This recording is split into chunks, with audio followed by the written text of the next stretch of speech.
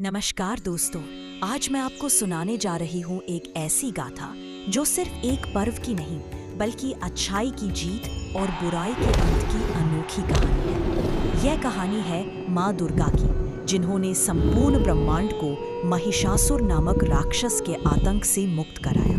यही कारण है कि आज हम नवरात्रि मनाते हैं, 9 रातें शक्ति की, श्रद्धा की और विश्वास की।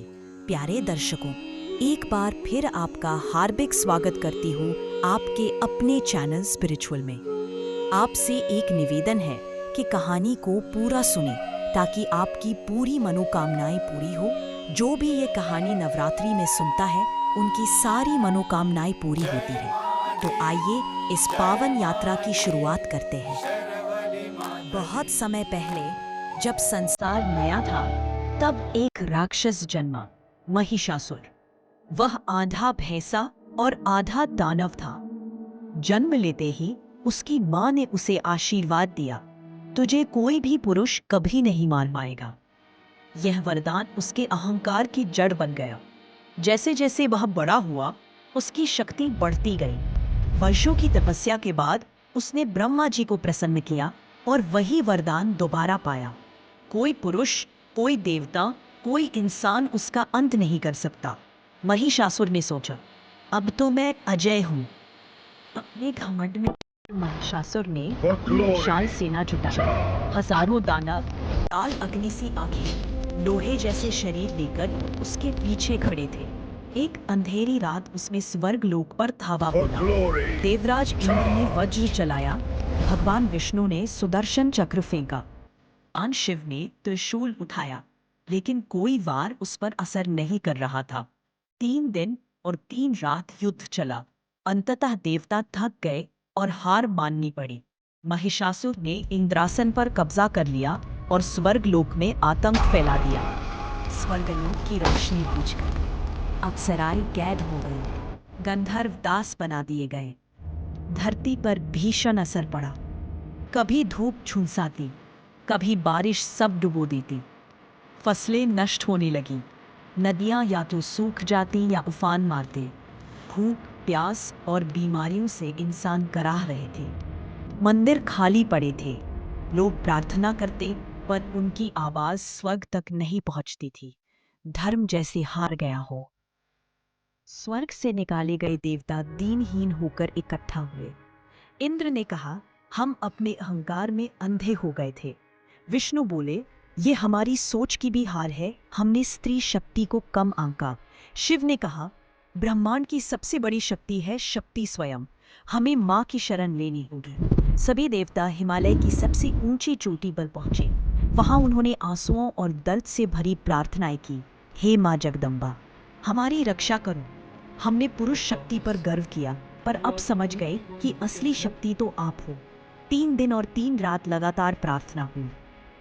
चौथे दिन सुबह आकाश में दिव्य प्रकाश छा गया। उसी से प्रकट हुई माँ दुर्गा। 10 हाथों में अलग अलग अस्त्र, चेहरे पर करुणा और शक्ति का अनोखा संगम। उनकी आभा देखकर देवताओं के चेहरे खिल उठे। माँ ने कहा, मेरे बच्चों, मैं तुम्हारा आह्वान सुनकर आई हूँ।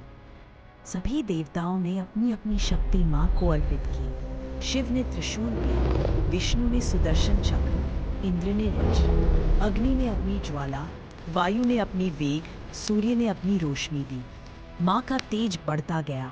हिमालय के राजा ने माँ को एक अद्भुत शेर भेंट किया, जिसकी दहाड़ से पहाड़ हिल जाते थे। माँ दुर्गा शेर पर सवार हुई और शंख बजाया। उसकी गूंज से तीनों लोक कांप उठे। शंख की आवाज सुनकर महिषासुर हंसा, एक स्त्री मुझसे लड़ेगी? वह अपनी विशाल सेना के साथ युद्ध भूमि पहुंचा। माँ दुर्गा ने पहले ही वार में सैकड़ों दानव मार गिराए। शेर की दहाड़ से आकाश गूंजा।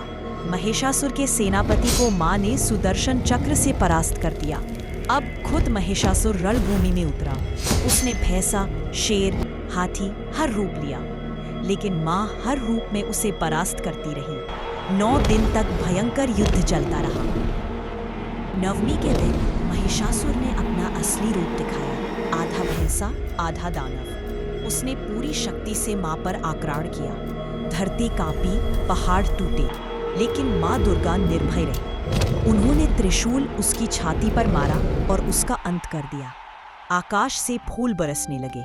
देवताओं ने जयकार की, जय माता दी। माँ दुर्गा ने आशीर्वाद दिया, हर साल इसी समय मेरी पूजा करना, 9 रातें अलग अलग रूपों की आराधना करना, यही नवरात्रि कहलाएगी। नवरात्रि के 9 दिन माँ दुर्गा के 9 रूपों की पूजा के लिए माने जाते हैं। हर दिन एक अलग स्वरूप की आराधना की जाती है। यहाँ संक्षेप में पहला दिन शैलपुत्री पर्वतराज हिमालय की पुत्री, शक्ति का सबसे पवित्र स्वरूप, साधक को स्थिरता और मजबूत आधार देती है। दूसरा दिन ब्रह्मचारिणी तपस्विनी, योग और तपस्या की देवी, साधना, संयम और शक्ति प्रदान करती है। तीसरा दिन चंद्रघंटा, माथे पर अर्धचंद्राकार घंटा, वीरता और साहस की प्रतीक, साधक को निर्भय और शक्तिशाली बनाती है। चौथा दिन कूष्मांडा, ब्रह्मांड की सृष्टिकर्त्री मानी जाती है, साधक को स्वास्थ्य, ऊर्जा और प्रकाश देती है। पांचवां दिन स्कंद माता, भगवान कार्तिकेय स्कंद की माता, मातृत्व और करुणा का स्वरूप, भक्त को शांति और मोक्ष की ओर ले जाती है। छठा दिन कात्यायनी, ऋषि कात्यायन की पुत्री, महिषासुर वध करने वाली, साधक को साहस और विजय देती है। सातवां दिन काल रात्रि, काला रूप, भयानक स्वरूप, नकारात्मक शक्तियों का नाश करती है, भक्त को भय से मुक्त कर सुरक्षा देती है। आठवां दिन महागौरी, उज्ज्वल श्वेत व्रतधारिणी, पवित्रता और शांति का स्वरूप, भक्त को सौभाग्य और सुख समृद्धि देती है।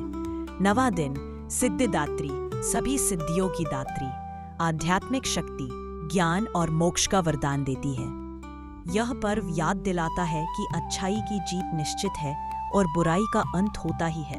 मैं वहीं रहती हूँ जहाँ प्रेम और सच्चाई होती है। देवताओं ने धन्यवाद किया और धरती पर फिर से सुख शांति लौट आई।